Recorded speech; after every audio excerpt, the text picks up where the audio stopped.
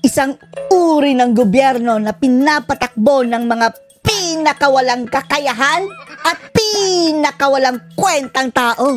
Yan talaga ang patama ni Ted Filon, mga kababayan, sa Marcos administration. Na ang tanong niya anong uri ng gobyerno na ba ito? Ito na ba ang tinatawag na kleptocracy? Isang gobyernong nabubuhay sa nakawan? Panoorin niyo po, mga kababayan. Isang uri ng gobyernong pinatatakbo ng pinakawalang kakayahan, pinakawalang kwentang mga tao. Grabe! Pinakawalang kakayahan na, pinakawalang kwenta pa. Sa bagay, mga kababayan, mukhang may punto si Ted Filon dahil sinabi na rin yan ni VP Sara Duterte para daw tayong bansang walang pinuno, mga kababayan. Walang number one. Yung presidente dahil hindi marunong maging presidente. In short, tama nga si Ted Filon, walang kwenta. Ang nagpapatakbo sa ating bansa. Ano sa palagay niyo? Correct. Anong klase? Agree. Anong uri ng gobyerno meron tayo ngayon Gobyerno ngag-ngag sa Pilipinas? Kleptocracy. Grabe ang term, mga kababayan, no? Kleptocracy. Di ba kung may kleptomaniac, mga kababayan, yung magnanakaw, eto, kleptocracy. Naka-embed na sa ating gobyerno ang nakawan. Isang uri ng pamamalakad sa gobyerno ng mga taong lulong sa... Palakpakan. Di ba? Diyan, mga kababayan, the House of Representatives. Nakasentro yung kleptocracy. Korupsyon. Ayan pa, Yung magaling lang sa bunganga, mga kababayan, pero walang gawa. Puro ngawa, walang gawa. Mga taong ginagamit ang posisyon sa gobyerno para... Grabe palakpak niya sa ng zona ni BBM. Namula ang kanyang kamay, mga kababayan, ni Tulfo afterwards. Nagpamassage pa, mga kababayan, dahil masakit ang kamay sa kakapalakpak. Magkamal ng yaman sa kapinsalaan ng taong bayan. At expense of people's money. Kakistocracy. Puro krasi-krasi. From the Greek word kakisto, meaning worst. Worst. Kung may mas worst pa sa worst, mga kababayan, eto na yun. The worst president ever, ha? Yan ang tingin natin. Mas malala pa ito kay Pinoy Aquino, mga kababayan, Government. Mas malala pa kaysa sa kanyang ama na ang diktador na si Marcos Sr. The worst. Isang uri ng gobyernong pinatatakbo ng pinakawalang kakayahan. Weak leader. Correct si Sara Duterte. Hindi marunong maging presidente. Pinakawalang kwentang mga tao. Walang kwenta!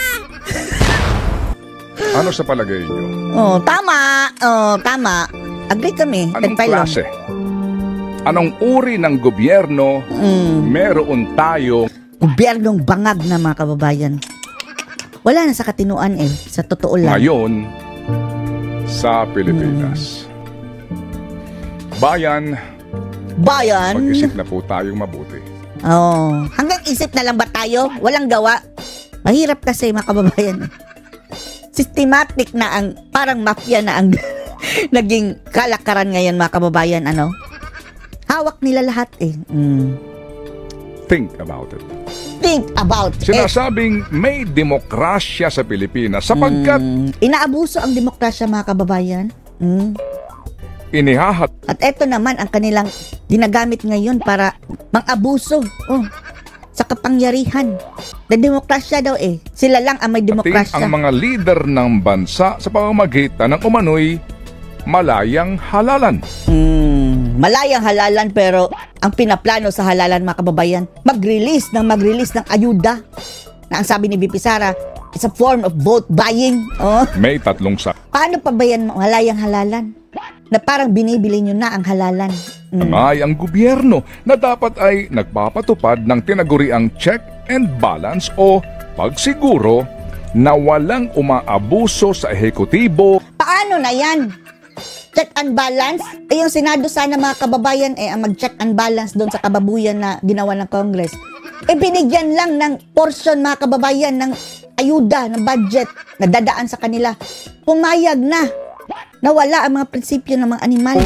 Legislatura at hudikatura. Sama-sama silang babangag. Ngayong Mayo 12, magiging malaya na naman ba ang ating halalan?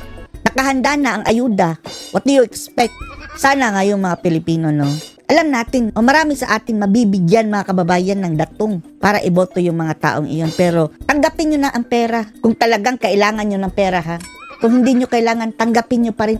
Kayo na lang ang mamigay sa iba. Ibigay nyo na sa mga nangangailangan. Pero wag kayong magpapagamit. Wag kayong magpapauto na iboto ang mga taong iyon kahit hindi nyo gusto. O magiging malayo na naman sa katotohanan ng tunay na kahulugan at kabuluhan As usual, ganun pa rin. ng demokrasya. Democracy na. Ang mga What do you expect? Ano po ngayon mga kababayan? Anak ng diktador. upo sa pwesto ay patuloy sa paggamit ng bilyong-bilyong pisong pera ng bayan para Akala sa kanila, no, ginagamit mga kababayan sa eleksyon. No, sa pang-ayuda. kanilang pangsariling interes at For vote buying, akap, tupad, AX, MAX, yan ang kanilang gagamitin. interes ng kanilang angkan.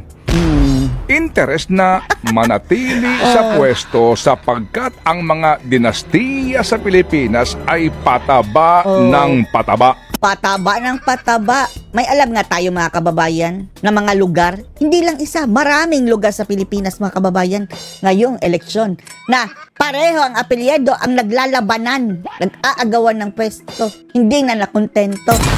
At habang pataba ng pataba ang dinastiya, parami ng parami ang pamilyang Pilipinong Nagugutom. nakakaranas Nang hirap. ng gutom at nagsasabing sila ay mahirap. Haka-haka, sabi ni Gadon. Oh, yan ang sagot ng gobyerno mga kababayan sa issue ng kahirapan. Haka-haka. Pero may reklamo ka? Kahit meron, wala sila bingi mga kababayan eh. Ang tagal na natin nagre-reklamo dito sa social media, sa mainstream media. At yan ang sentimento ng Pilipino. Pati na nga INC nagreklamo na. Walang narinig. Mga bingi. Hello? Oh, May alert. demokrasya sa Pilipinas. Oh. At Nasaan na yung mga rappler na nagsasabi dati patay na ang demokrasya? Ngayon, eto na, patay na ang demokrasya. Tahimik, mga animal. ihahalal ng mga butante ang gusto nilang kandidato. May reklamo ka rin sa party list. 70% Yung mga hudas sa party list, mga kababayan. Paano kasi naka-embed na sa ating saligang batas din ang party list na iyan eh. Inangkor ng mga buhaya din, mga kababayan. sa mga naghain ng kandidatura sa party list ay may questionabling kwalifikasyon. Talaga? Sinalakay na rin Oh, example na lang. Yung mga One Rider, Ako Bicol, mga tingog party list, mga kababayan na ang nakaupo ay mga politicians din. Oh, angkan ng mga politicians. ang party list system ng mga matatabang dinastiya. Oh. Kailangan bumuo ang Kongreso ng batas. Bagay na sa loob ng 37 taon ay hindi ginawa ng mga senador at mga congressman. Pero bago yan ha, sang-ayon tayo mga kababayan na talagang baguhin yung mga batas at ayusin saligang batas natin. Pero bago yan, dapat maglagay tayo ng leader na mapagkakatiwalaan dahil it's a matter of trust and confidence eh. Kung si BBM at yung si Tambaluslos anong maging leader dyan? No! Hindi kami papayag. Mga hudas ang mga iyan eh. Dapat maglagay tayo ng matinong leader bago tayo mag-charter change. At talagang i-overhaul yan mga kababayan. Hanggang ngayon, may reklamo ka sa party list. Nagdesisyon na nga ang Supreme Court Nung pati na Supreme kahit Court. sino ay pwedeng kumatawan sa kahit sino. Pati Supreme Court mga kababayan, agree. Dahil nag-i-interpret lang sila eh. Yan kasi nakalagay sa ating saligang batas. Ang Kongreso din ay sandigan ng demokrasya. Sandigan. Sila ang voice of the people.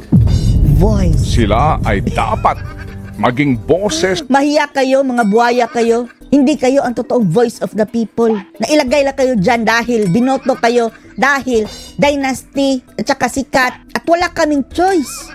Kayo lang ang tumatakbo dyan. Nasaan ang voice nyo ngayon? Luhod kayo lahat ni Tambaluslos. Hindi nga kayo makapagsalita. Voice of the people, ng ungas. mamamayan. Lalo na ang mga direktang kinatawan ng taong bayan. Ang tinatawag nating mga representante ng mamamayan. Mga Sa buhaya. kinikwestyong 2025 budget, Oh. ang Wala, nga sila mga kababayan. Wala man lang kumontra kung mayroon man. Pailan-ilan. bumoto ng kontra Mabibilang sa daliri ng isang kamay mga kababayan. mula sa mahigit na 300 mga representante, tatlo lamang Tatlo lang. ang tumutol. Oo. Habang sa mga kumakatawan sa pangkalahatan o mga senador, dadalawa lamang 5 lang ang tumutol. ang tumutol. So paano na yan? Voice of the people pa rin? Nasaan ang voice ninyo mga ungas? Democracy. Sa wikang Ingles, literally, rule by the people. Rule by tambaluslos tayo mga kababayan at rule by ngagba. Anong masasabi nyo dito? Post or comments below.